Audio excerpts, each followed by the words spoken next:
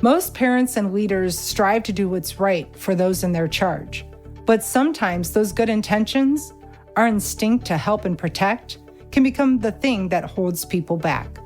In this episode, I want to talk about the invisible ways good intentions can become barriers to realizing neuroinclusion, and what it looks like to be a bridge that supports potential instead.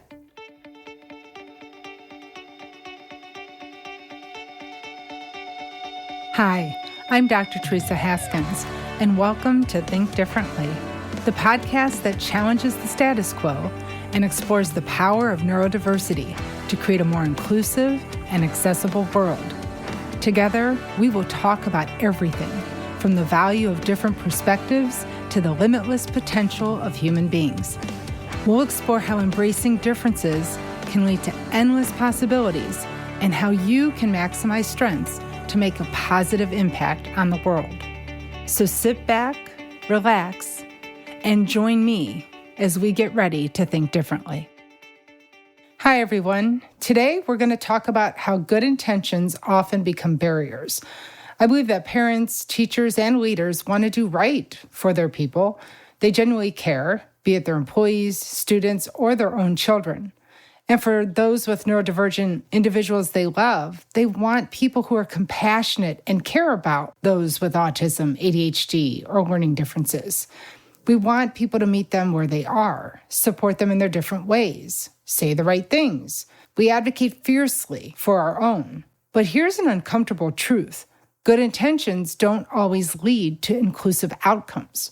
I've seen parents fight fiercely for their neurodivergent kids to be included in school, advocate and talk about autism at work, ADHD inclusion, but then hesitate when it comes to working with someone just like their own child. They may say that their workplace isn't quite ready for somebody like him. A place like this would break her. The people around here just wouldn't get it. And I get it. I've worked in corporate America and with government entities. I can see how toxic workplaces break people, how many cultures are not as inclusive as they aspire to be. Hesitating to include people like our own children or ourselves, if we're also neurodivergent, is because we want to protect people. We don't want the wrong situation to hurt someone we love. We don't want the wrong environment to break those people like that. And because the world can be so harsh, cruel even, we shield others in the attempt to protect them. But protection, despite its good intentions, can quietly become limitation, especially when we exclude someone in an effort to protect them and do the right thing. This is usually rooted in fear of what might happen, but we don't proactively take actions to address those concerns. We just stop. So what starts as care turns into a gate. From the very people who have committed to supporting and creating opportunities for those who seek them, who have earned them, the gate breakers start to become a new set of gate makers. So today I want to speak directly to those who believe in neuroinclusion and want opportunities for their children and others like them, and maybe even for themselves. Because as someone who teaches this, lives this, and parents through it, here's what I really wish you knew about building a workplace where neurodistinct people can really thrive. Most companies aren't trying to exclude people. I really believe that. But exclusion happens anyway, every day. Because policy and press releases are one thing, but how we interview, how we onboard, how we manage, that's where it gets real. You can't ethically include people in your brochure if they're not included in your pipeline, your promotions, or your meetings. One autistic person doesn't make inclusion at your company. It makes a case study, and perhaps a very compelling and hopeful one. But that's not the same as how we work here, who we include and why. I've worked with many companies that say inclusion is so important, and they get a lot of fancy press.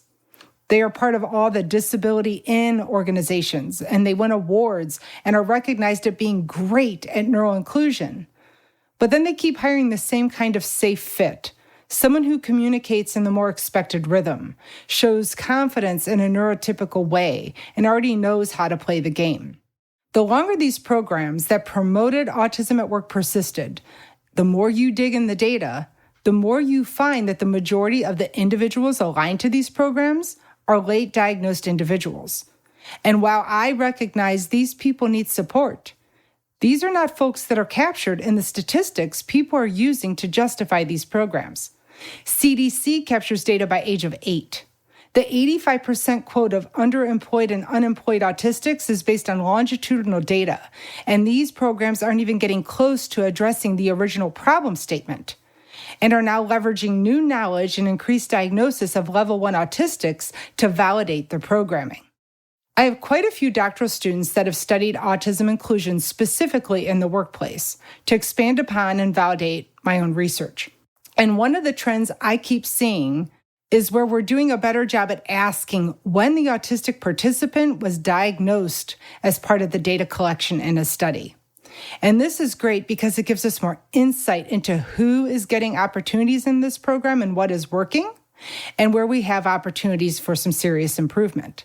What I've noticed and have encouraged my students to do is change the titles of their research. Instead of being broad and saying autistic experiences at work, say late diagnosed autistic experiences at work. Why? Because I've had numerous data populations that literally had no participants that had a childhood autism diagnosis.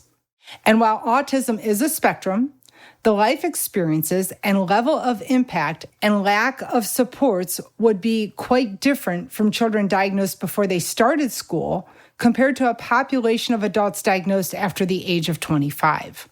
And I understand, based on the new definition of diagnostic criteria, autism is a spectrum, and the whole spectrum deserves to be supported.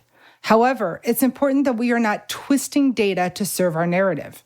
If the autistic people in your study were already employed when they found out they were autistic, then they really aren't the original problem statement of a person who grew up knowing they were autistic, did everything they were told to do, got an education, and can't get a gainful competitive job. We also need to be mindful that we are not boasting about the one exceptional person who happens to be neurodivergent that we included at our company and solve some unsolvable problem, and then make that the baseline of the type of neurodivergent individuals we're willing to include. Because not every typical person is a genius, and they still get jobs. And if you are neurodivergent, you shouldn't have to have superpowers and be exceptional as the baseline for acceptance. That's what I'm seeing. Autistic and neurodivergent people have to be smarter, more educated, higher skilled, more productive than the neurotypical employee to be included in the same level job because their social presentation is different. We say we want strong talent. We say we're willing to accept differences.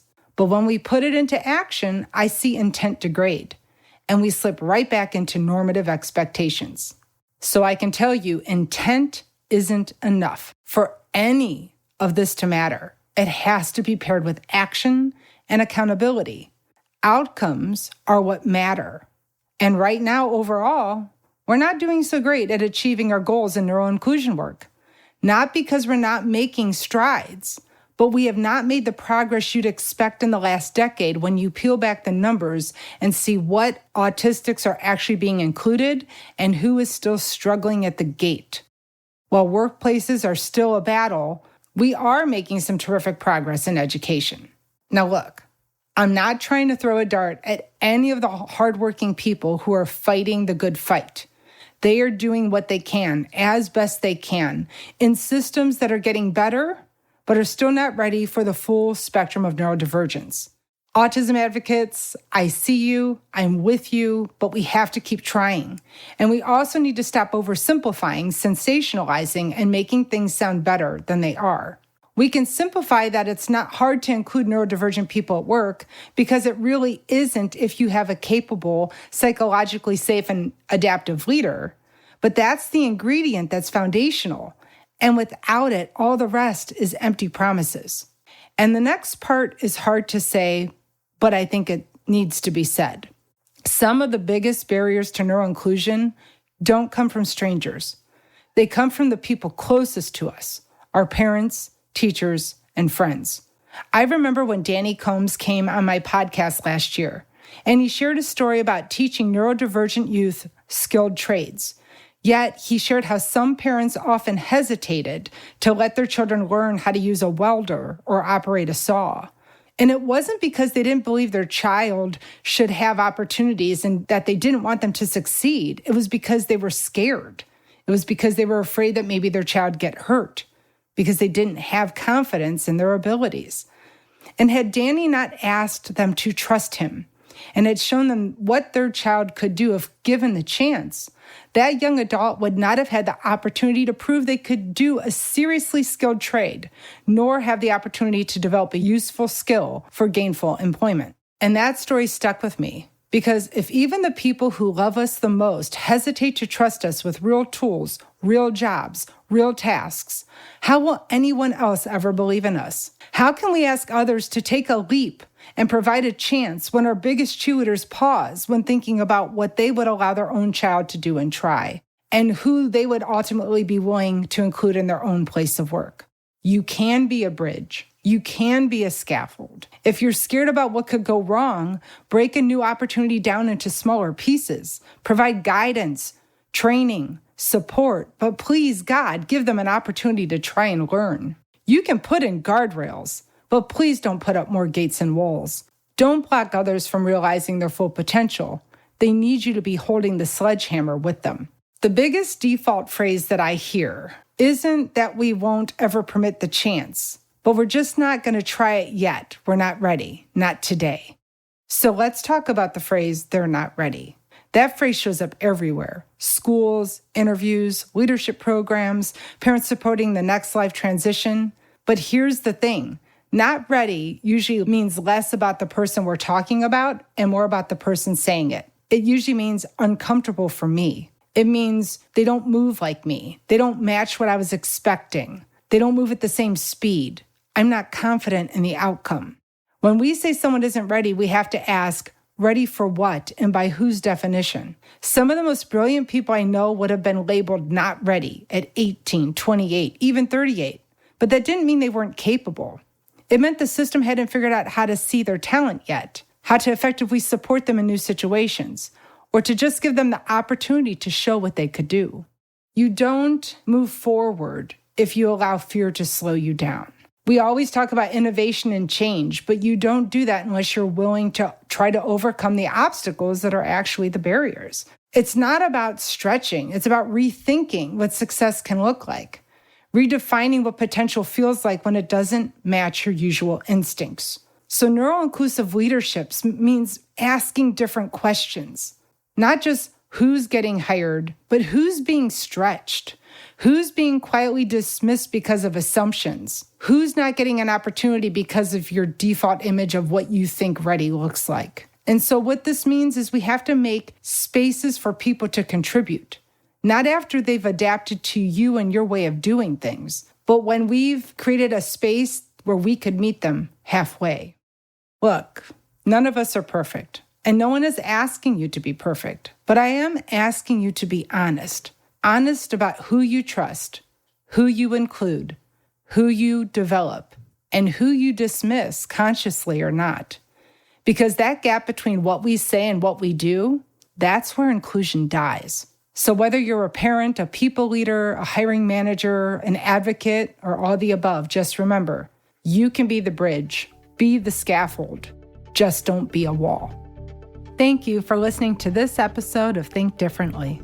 I hope you found our discussion today insightful and thought-provoking. I want to thank Audio Work Studios for their exceptional production and recording support.